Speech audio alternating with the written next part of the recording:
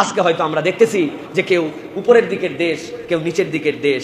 ইচ্ছামতো আপনি ষড়যন্ত্র করলেন, ইচ্ছামতো আপনি যেই হিসাব করে আপনার পানিটা ছাড়ার কথা সেই হিসাব করে ছাড়লেন না, ডিক্লেয়ার দিলেন না। হ্যাঁ, তাদেরও পানি যদি অনেক বেড়ে যায় কি করবে তারাও তো ডুবে যাবে। কিন্তু ছাড়ার একটা রুলস আছে, আস্তে আস্তে করে ছাড়তে হবে।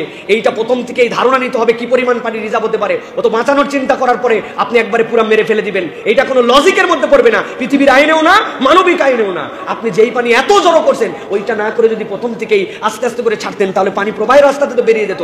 একবারে ছাড়ার কারণে এলোমেলো হয়ে গেল।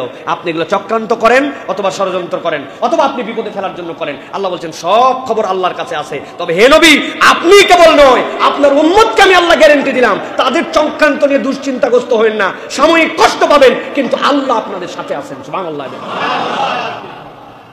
আজকে দেশের প্রতিটা মানুষের হৃদয়ে ব্যথা, প্রতিটা মানুষ মেন্টালি ওই জায়গাতে আছে, ফিজিক্যালি এখানে আছে, ঠিক না ভাই?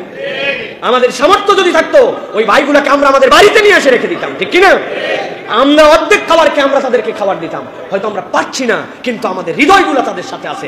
আল্লাহ এই হৃদয়ের বিশাল দাম রেখেছেন। আপনার এই অন্তরের কারণে আপনি কিয়ামতের দিনে সওয়াব পাবেন ইনশাআল্লাহ।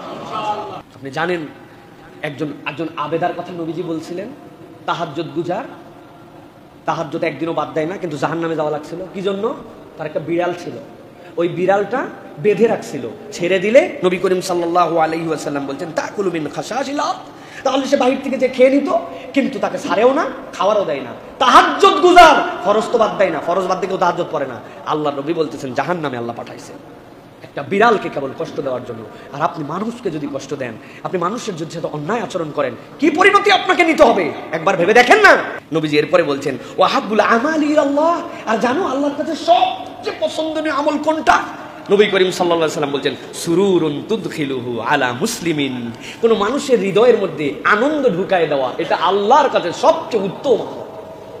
একটা মানুষের হৃদয়ে আপনি আনন্দ ঢুকায় দিয়েছেন, বিপদে ছিল উদ্ধার করে দিয়েছেন, অর্থনৈতিক কষ্টে ছিল স্বাবলম্বী করে দিয়েছেন, সামর্থ্যে ছিল হেল্প করে দিয়েছেন, ওই লোকটা খুশি হয়ে গেছে। কেউ যদি কারো অন্তরে আনন্দ ঢুকাতে পারে, নবী বলছেন এটাই উত্তম আমল। সুবহানাল্লাহ। রাসূলুল্লাহ সাল্লাল্লাহু আলাইহি ওয়াসাল্লাম এরপরে বলছেন অথবা আও তাকশিফু আনহু কুরবাতান, তার কোনো কষ্ট তুমি দূর করে দিছো, আল্লাহর কাছে এটা উত্তম আমল। অথবা সে ঋণগ্রস্ত ছিল, ঋণ মওকুফ করে দিছো।